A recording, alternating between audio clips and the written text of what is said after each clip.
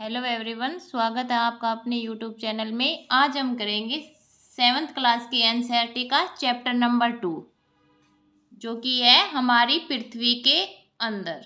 क्या नाम है चैप्टर का? हमारी पृथ्वी के अंदर। क्योंकि 6th क्लास में हमने पढ़ा था पृथ्वी की बाहरी सतह के बारे में, स्थल मंडल के बारे में पढ़ा, जल मंडल के बारे में पढ़ा, वायुमंडल के बारे में पढ़ा, यानी जो बाहर का था पृथ्वी का वो हमने 6th क्लास में कर लिया है। आज हम जो करेंगे वो है पृथ्वी के अंदर, यानी पृथ्वी अंदर से कैसी है उसके बारे में देखेंगे, कि इसकी आंतरिक परतों के बारे में पढ़ेंगे और जो सेल है, उस चट्टाने हैं उनके बारे में पढ़ेंगे कि चट्टाने कितने प्रकार की होती है। तो आज की वीडियो में हम ये सब करेंगे, तो वीडियो को स्किप मत कीजिएगा, वीडियो को लास्ट तक जरूर देखिएगा। अगर वीडियो पसंद आए तो लाइक कीजिए, चैनल को सब्सक्राइब कीजिए। तो चलो स्टार्ट करते हैं आज का वीडियो। हमारी पृथ्वी के अंदर, यानी हमारी पृथ्वी के अंदर क्या क्या है वो सब हम देखेंगे। तो ये मैंने एक डायग्राम बनाया है, ठीक है। तो इसमें ये देखिए, मान लीजिए हमारी पृथ्वी है, ठीक है। ये इसकी त्रिज्या दी है 6400, यानी 64,000 किलोमीटर। जो बाहरी पार्ट है पृथ्वी का, जो हमें दिख रहा है, भूमि वाला, जिसपे हम रह रहे हैं, जिसपे हमने इमारतें बना रखी हैं, स्कूल बना रखे हैं, कॉलेज बना रखे हैं, यानी जो बाहरी जो परत है पृथ्वी की, उसे हम क्या कहते हैं? प्रॉपर्टी। यानी जो भूमि हमें दिख रही है, जो धरातल है जिसपे हम रह रहे हैं, जिसपे बाग बगीचे जंगल सब कुछ है, वो क्या है? प्रॉपर्टी। उसे हम क्या कहते हैं? प्रॉपर्टी, जो पृथ्वी की बाहरी सतह है। और ये पतली है, ज्यादा मोटी नहीं है। क्या ये? पतली है, जिसे स्थलमंडल भी कहते हैं हम, ठीक है। जो ये प्रॉपर्टी है, ये क्या सिर्फ जो हमें दिख रही है भूमि वही है? यानी सिर्फ महाद्वीप में ही है क्या प्रॉपर्टी? जो पृथ्वी के ऊपरी जो सतह है वो नहीं, महासागरों में भी है ये। तभी तो पानी रुका हुआ है, वरना तो नीचे चला जाता। रुकता किस पे पानी? यानी धरातल जो है वो महासागरों में और महाद्वीपों में दोनों में है। पर जो महाद्वीपीय जो धरातल है वो थोड़ा मोटा है, और जो महासागरीय वो पतला है, थिन है, ठीक है। तो पहली पर कौन सी होगी? वो जो बाहरी है वो प्रॉपर्टी, यानी जो भूपर्टी है जो हमें दिख रही है वो होगी भू प्रॉपर्टी, पहली परत ये होगी हमारी पृथ्वी की। अब इससे नीचे चलते हैं हम, दूसरी परत। और जो ये है प्रॉपर्टी, ये ठोस है, यानी सॉलिड के रूप में है ये प्रॉपर्टी। अब नीचे चलते हैं पृथ्वी की दूसरी परत के बारे में। दूसरी परत कौन सी है? मेंटल, जिसे हम क्या कहते हैं? मेंटल कहते हैं। और ये ना तो ठोस है और ना ही द्रव है, यानी दोनों का मिला हुआ रूप है, जिसे हम अर्ध सॉलिड कह सकते हैं या अर्ध ठोस कह सकते हैं। दूसरी ये वाली है। और जो सबसे लास्ट पार्ट है, जो सबसे आंतरिक है पृथ्वी के, वो है क्रोड, जो लिक्विड रूप फॉर्म में है, यानी द्रव रूप में है ये क्रोड, ठीक है। तो पहली होगी प्रॉपर्टी, दूसरी मेंटल और तीसरी क्रोड।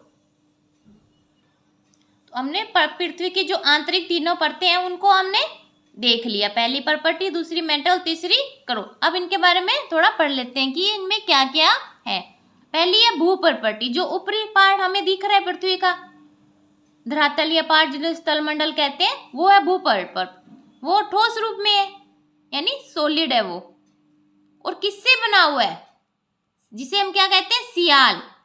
SI का मतलब हो गया सिलिका, और Al का मतलब हो गया एल्यूमिना, इनसे मिलकर बना हुआ है।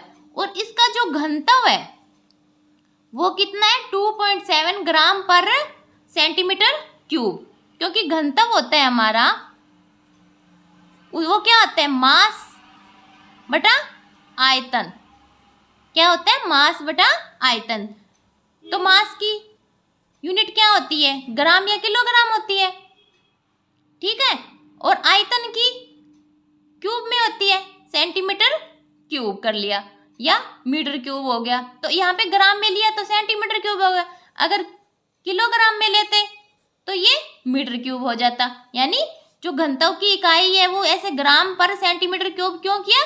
क्योंकि घनत्व का जो फॉर्मूला होता है वह मास बटा आयतन होता है, यानी मास बटा वॉल्यूम होता है, ठीक है। जो ये भूपर्टी है वो किससे बनी हुई है? सिलिका और एल्यूमिना से बनी हुई है। और कितनी परसेंट है ये? ये लगभग 1% है, यानी बहुत ही कम पार्ट है पृथ्वी का जो हमें दिखाई दे रहा है, वो बहुत ही कम है, 1% ही है लगभग। ठीक है, तो जो भूप्रपट्टी है,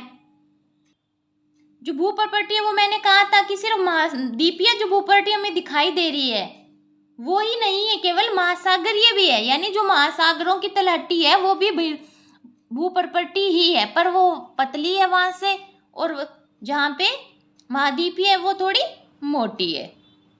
जो महाद्वीपीय है वो किससे बनी गई? सिलिका और एल्यूमिना, सियाल कहते हैं जिसे, और जो महासागरीय उसे क्या कहेंगे?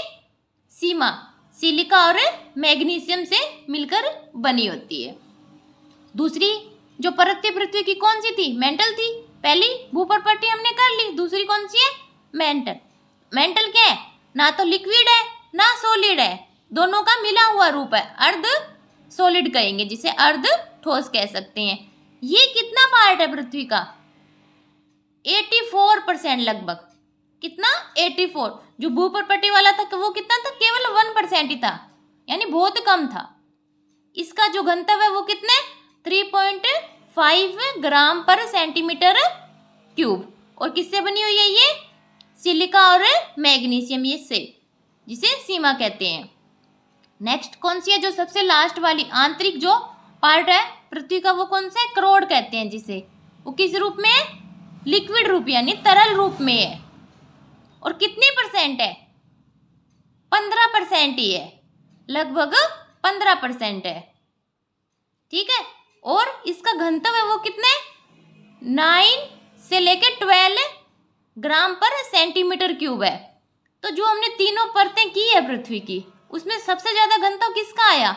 ये क्रोड वाले का, जो लिक्विड रूप में है, जिसे लावा भी कह सकते हैं, जो बाहर निकल, अंदर होता है तब तक वो मैग्मा है, पृथ्वी के अंदर है, बाहर निकलते वो क्या बन जाता है? लावा का रूप ले लेता है, जिससे चट्टानें बनती हैं। उसके बारे में हम आगे पढ़ेंगे। और ये लावा कहाँ से निकलेगा?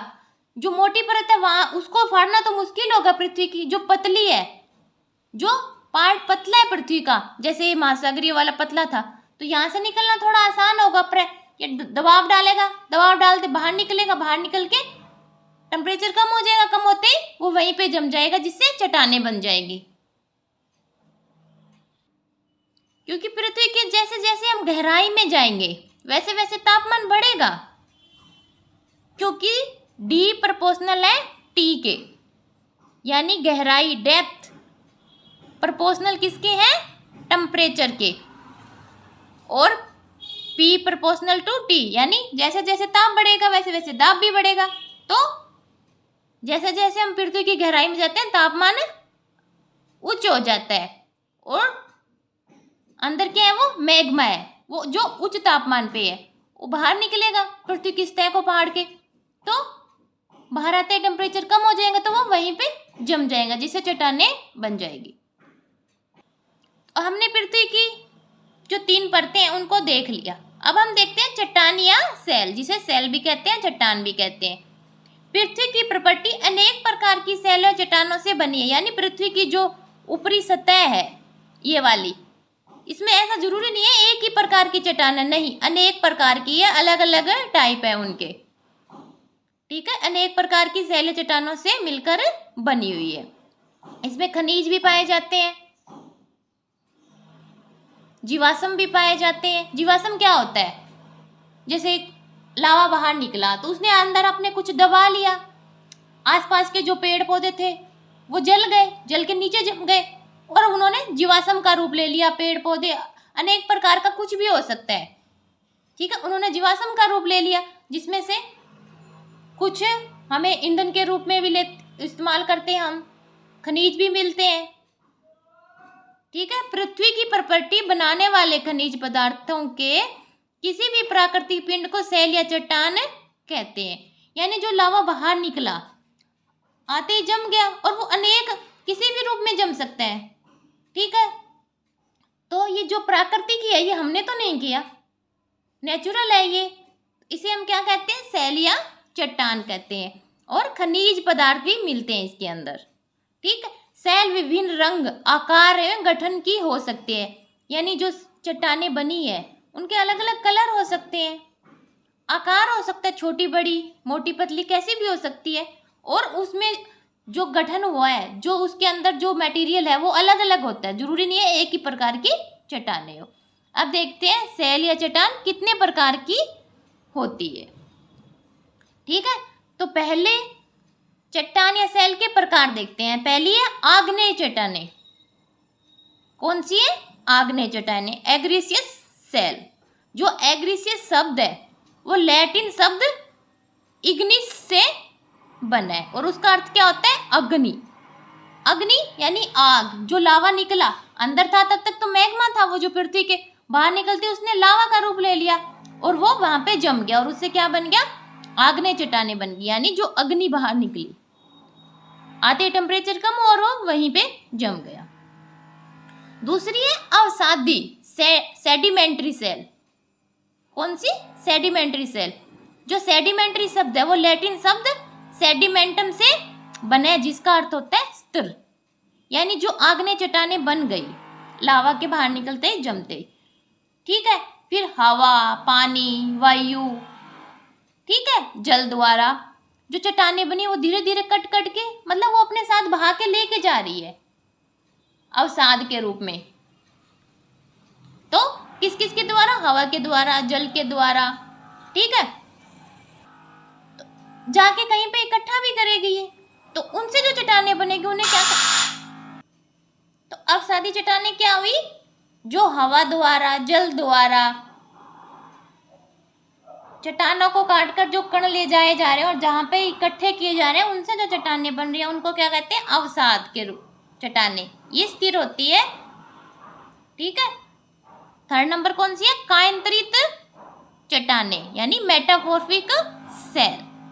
ये ग्रीक शब्द मेटामॉर्फोस से बना है। कौन से? मेटामॉर्फोस से बना है, जिसका अर्थ होता है रूप परिवर्तन। क्या होता है जिसका अर्थ?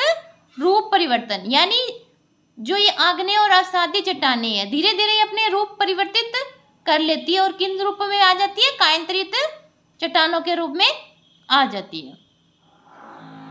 अब चट्टानों के हमने जो प्रकार थे वो तो देख लिया, 3 प्रकार की होती है। अब इनके बारे में थोड़ा थोड़ा पढ़ लेते हैं कि इनमें क्या क्या होता है। तो पहली है हमारी आग्नेय एग्रीसियस सेल। सेल यानी चट्टान। द्रवित मैग्मा ठंडा होकर ठोस हो जाता है। क्या हो जाता है? द्रवित मैग्मा, जो अंदर से मैग्मा था वो बाहर निकला, लावा बना, जो लिक्विड रूप में था, ठंडा होकर ठोस बन जाता है, यानी जम जाता है वो। इस प्रकार बने सेल को क्या कहते हैं? आग्नेय सेल। क्या कहते हैं? आग्नेय सेल कहते हैं। इन्हें प्राथमिक कहते हैं क्योंकि ये फर्स्ट टाइम मतलब जो सेल बन रही है वही तो है ये, इसलिए इसे क्या कहते हैं? प्राथमिक सेल कहते हैं। और ये 2 प्रकार की होती है, एक है अंतर्भेदी सेल और दूसरी है बहिर्भेदी सेल। यानी कई बार जो पृथ्वी की सतह को फाड़ कर लावा बाहर निकलता है वो कई बार तो बाहर निकल जाता है और बाहर निकल के वहां जम जाता है, और कई बार वो अंदर ही रह जाता है, वहीं पे जम जाता है। तो जो बाहर निकल गया वो बहिर्भेदी चट्टान बन गई और आग्नेय प्रकार का है, और जो अंदर ही रह गया वो अंतर्भेदी हो गया। ठीक है, तो जो आग्नेय चट्टान है वो 2 प्रकार की होती है, अंतर्भेदी और बहिर्भेदी। तो क्या है बहिर्भेदी? क्या है? जब द्रवित लावा पृथ्वी की सतह पर आता है यह तेजी से ठंडा होकर ठोस बन जाता है, क्योंकि बाहर का टेम्परेचर कम है, अंदर का टेम्परेचर ज्यादा था, तो बाहर आते वो वहां पे जम जाता है, ठोस का रूप ले लेता है, बाहर निकला है इसलिए बहिर्भेदी हो गया। परपट्टी पर इस प्रकार बने सेल को बहिर्भेदी आग्नेय सेल कहते हैं। कौन सी? बहिर्भेदी आग्नेय सेल कहते हैं। इनकी संरचना बहुत महीन दानों वाली होती है, यानी पतली पतली होती है इनकी संरचनाएं। इसका उदाहरण क्या है? बेसाल्ट। क्या है इसका उदाहरण? बेसाल्ट। नेक्स्ट है हमारी अंतर्भेदी सेल। द्रवित मैग्मा कभी कभी भूपटल के अंदर गहराई में ही ठंडा हो जाता है, यानी वहीं जम जाता है, अंदर ही ठोस बन गया तो वो वहीं पे जम गया। तो उस प्रकार बनी सेल को क्या कहेंगे? अंतर्भेदी आग्नेय सेल कहेंगे। धीरे धीरे ठंडा होने के कारण ये बड़े दानों का रूप ले लेता है, यानी जो बाहर वाला था वो तो एकदम से ठंडा हो गया था और वहीं पे जम गया था, पर ये धीरे धीरे ठंडा हो रहा है, इसलिए इसने बड़ा रूप ले लिया। इसका उदाहरण है ग्रेनाइट। क्या है इसका उदाहरण? ग्रेनाइट, और उसका था बेसाल्ट। नेक्स्ट कौन सी है हमारा चट्टान का प्रकार? अवसादी सेल, यानी अवसादी चट्टानें। जो आग्नेय चट्टान थी वो लावा के ठंडा होने से बनी थी, पर हवा के द्वारा, जल के द्वारा उसमें कटाव हो रहा है, धीरे धीरे वो टूट रही है, और टूट के वो पानी के साथ या हवा के साथ कहीं और जाके इकट्ठी हो रही है, और इस प्रकार बनी सेल को क्या कहें? अवसादी सेल। यानी सेल लुढ़क कर, चटक कर तथा एक दूसरे से टकरा कर, दोनों में टक्कर होगी तो टूट गया, छोटे पार्टिकल बन गए उनके, तो क्या छोटे छोटे टुकड़ों में टूट जाती है। इस छोटे कणों को क्या कहेंगे? अवसाद कहते हैं, और इस प्रकार बनी चट्टानों को अवसादी चट्टानें कहेंगे। और इसका उदाहरण है बलुआ पत्थर। क्या है इसका उदाहरण? बलुआ पत्थर। नेक्स्ट क्या हमारा? कायंत्रित सेल। आग्नेय अवसादी सेल उच्च ताप एवं दाब के कारण, यानी जो आग्नेय और अवसादी चट्टानें बन गई है वो अत्यधिक ताप के कारण, यानी टेम्परेचर के कारण, और दाब यानी प्रेशर के कारण कायंत्रित, एक ठोस रूप ले लेती है। ठीक है, कायंत्री सेल में परिवर्तित हो जाती है। और इसका उदाहरण क्या है? चिकनी मिट्टी से स्लेट बन जाती है धीरे धीरे। चूना पत्थर से क्या बन जाता है? संगमरमर बन जाता है। ठीक है, तो हमने क्या कर लिया? चट्टानें कितने प्रकार की? 3 प्रकार की। और क्या किया? पृथ्वी की आंतरिक संरचना, यानी कितनी परतें हैं पृथ्वी के अंदर, वो हमने देखा। अब देख लेते हैं इससे रिलेटेड कुछ क्वेश्चन कि कैसे आता है इनमें से क्वेश्चन। तो पहला क्वेश्चन क्या? द्रवित मैग्मा से बने सेल, सेल यानी चट्टान कौन सी है वो हमसे पूछा गया है। आग्नेय, अवसादी, कायंत्रित और ये सभी, यानी ये उदाहरण दिए गए, इनमें से बताना है कि हमें कौन सी है। तो द्रवित मैग्मा, तो सबसे पहले वाली जो हमने की थी वही था, लावा बाहर निकलते जम जाता है तो वो क्या बन जाता है? आग्नेय। तो कौन सी आएगा इसका? जो फर्स्ट नंबर ऑप्शन है वो राइट हो जाएगा।